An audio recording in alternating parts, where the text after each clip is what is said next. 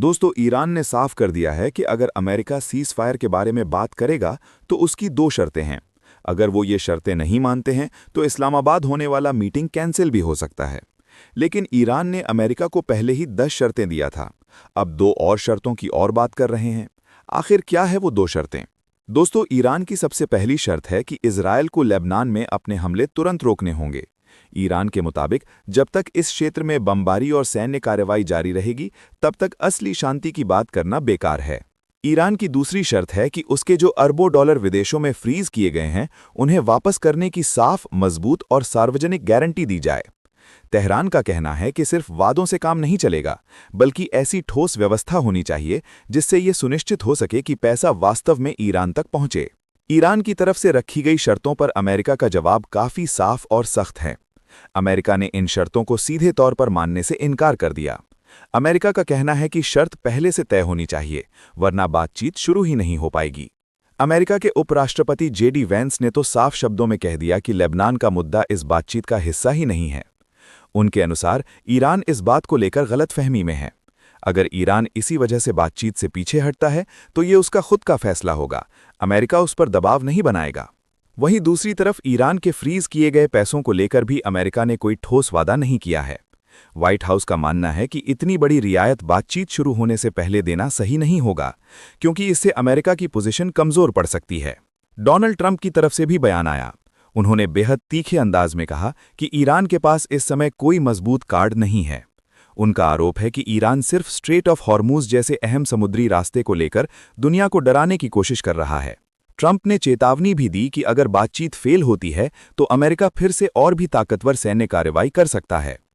इसके साथ ही JD Vance ने यह भी कहा कि अमेरिका बातचीत के लिए तैयार है और अच्छी नीयत से आया है, लेकिन अगर उसे लगे कि ईरान उसे धोखा देने की कोशिश कर रहा है तो वो तुरंत अपना रुख बदलकर सख्त कदम उठाएगा। अब हालात ऐसे हैं कि इस्लामाबाद में होने वाली ये बैठक करो या मरो जैसी बन गई है। दोनों देशों के बीच भरोसा बहुत कम है और हर कदम बहुत सोच समझ कर लिया जा रहा है। अगर यहां समझौता हो जाता है तो हालात शांत हो सकते हैं, लेकिन अगर बात बिगड़ती है तो ये टकराव और भी खतरनाक मोड़ ले सकता है। अगर अमेरिका और ईरान के बीच सीजफायर टूट जाता है तो क्या होगा? अमेरिका क्या कर सकता है और ईरान भी क्या कर सकता है? सबसे पहले अमेरिका सीधे सैन्य कार्रवाई तेज कर सकता है। इसका मतलब होगा कि यूएस मिलिट्री अपने एयरक्राफ्ट कैरियर, लड़ाकू विमान और मिसाइल सिस्टम को एक्टिव करके ईरान के सैन्य ठिकानों, मिसाइल बेस और न्यूक्लियर सुविधाओं पर हमला कर सकता है। खासकर फारस की खाड़ी और आसपास के इलाकों में पहले से मौजूद अमेरिकी सेना तुरंत ऑपरेशन शुरू कर सकती है। अगर हालात ज्यादा बिगड़ते हैं तो अमेरिका प्रिसिशन स्ट्राइक्स के जरिए बड़े टारगेट को खत्म करने की कोशिश करेगा, ताकि ईरान की जवाबी ताकत कमजोर हो जाए। इसके साथ ही समुद्री रास्तों पर कंट्रोल बहुत बड़ा मुद्दा बन जाएगा। हॉर्मुज स्ट्रेट दुनिया के सबसे अहम तेल मार्गों में से एक है, और अगर ईरान इसे बंद करने की कोशिश करता है तो अमेरिका अपनी नेवी भेजकर इसे किसी भी हालत में खुला रखने की कोशिश करेगा। इसका मतलब सीधा टकराव, जहाजों, पनडुब्बियों और ड्रोन के बीच मुकाबला। लेकिन ये सिर्फ सीधी लड़ाई तक सीमित नहीं रहेगा। अमेरिका ईरान को घेरने के लिए उसके खिलाफ प्रॉक्सी वॉर भी तेज कर सकता है, यानी हिजबुल्लाह, इराक और सीरिया में मौजूद ईरान समर्थित समूहों को निशाना बनाया जा सकता है। इससे युद्ध कई देशों में फैल सकता है और एक बड़ा क्षेत्रीय संघर्ष बन सकता है। इसके अलावा अमेरिका आर्थिक मोर्चे पर भी बड़ा हमला करेगा। पहले से लगे प्रतिबंध यानी सैंक्शंस को और सख्त किया जा सकता है। ईरान के तेल निर्यात को लगभग पूरी तरह रोकने की कोशिश होगी और उसके बैंकिंग सिस्टम को ग्लोबल मार्केट से काटने की कोशिश की जाएगी। इसका सीधा असर ईरान की अर्थव्यवस्था और आम लोगों पर पड़ेगा। लेकिन सबसे बड़ा खतरा यह है कि अगर ये सब शुरू होता है तो ये सिर्फ अमेरिका और ईरान के बीच नहीं रहेगा। इजरायल भी इसमें सीधे कूद सकता है और खाड़ी के देश जैसे सऊदी अरब और यूएई भी किसी एक पक्ष के साथ खड़े हो सकते हैं। उस स्थिति में ये एक फुल स्केल रीजनल वॉर बन सकता है। आखिर में अमेरिका एक और रास्ता भी चुन सकता है, दबाव और बातचीत का, यानी सैन्य ताकत दिखाकर ईरान को फिर से बातचीत की टेबल पर लाने की कोशिश करना।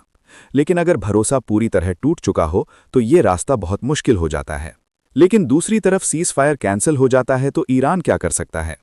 दोस्तों, बताया जा रहा है कि ईरान के पास प्लान बी है, जो बहुत खतरनाक है। स्ट्रेट ऑफ हॉर्मूज पर, जो दुनिया की तेल सप्लाई की सबसे अहम नस है, हाल की घटनाओं में इस रास्ते पर तनाव बढ़ा है, जहाज़ों की आवाजाही पर असर पड़ा, कुछ जगहों पर हमले और रुकावट की खबरें आईं। ये एक संदेश है। ईरान ये दिखाना चाहता है कि अगर उसे घेरा जाएगा तो वो पूरी दुनिया की अर्थव्यवस्था को छूने वाली नस को पकड़ सकता है।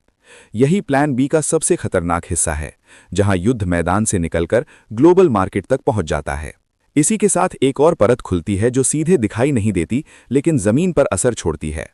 लेबनान में हिजबुल्लाह और इजराइल के बीच बढ़ता तनाव, अलग अलग इलाकों में छोटे छोटे हमले, ये सब उस बड़ी रणनीति का हिस्सा लगते हैं जिसमें ईरान सीधे सामने आए बिना कई मोर्चों पर दबाव बनाता है। इससे हालात ऐसे बन जाते हैं कि कोई एक जगह की लड़ाई अचानक पूरे क्षेत्र में फैल सकती है। यही वजह है कि हर सीज फायर की कोशिश अधूरी और अस्थिर लगती है। खबरों में यह भी सामने आया है कि समुद्र में चलने वाले जहाज अब पहले जितने सुरक्षित महसूस नहीं कर रहे हैं। हाल ही में एक इजराइल से जुड़े जहाज पर हमला हुआ जिसने ये साफ कर दिया कि प्लान बी सिर्फ चेतावनी नहीं है बल्कि धीरे धीरे लागू हो रहा है। जब समुद्री रास्ते असुरक्षित होने लगते हैं तो इसका असर सिर्फ उस इलाके तक सीमित नहीं रहता। दुनिया भर की सप्लाई चेन, तेल की कीमतें और व्यापार सब कुछ हिलने लगता है। उधर अमेरिका की तरफ से भी सख्त बयान आ रहे हैं कि अगर बातचीत असफल हुई तो सैन्य विकल्प फिर से टेबल पर होंगे। यही वो मोड़ है जहां प्लान बी और ज्यादा खतरनाक हो जाता है, क्योंकि अब ये सिर्फ एक देश की रणनीति नहीं रह जाती बल्कि दो ताकतों के टकराव का सीधा रास्ता बन जाती है। ईरान इस स्थिति में अपने मिसाइल और ड्रोन क्षमता का संकेत देता है, जबकि साथ ही अपनी शर्तों जैसे लेबनान में हमले रुकवाना और अपने फ्रीज्ड फंड्स वापस लेना को बातचीत की शर्त बना देता है। पूरी तस्वीर को अगर एक साथ देखा जाए तो ईरान का प्लान बी एक सीधी लड़ाई नहीं है बल्कि दबाव का जाल है।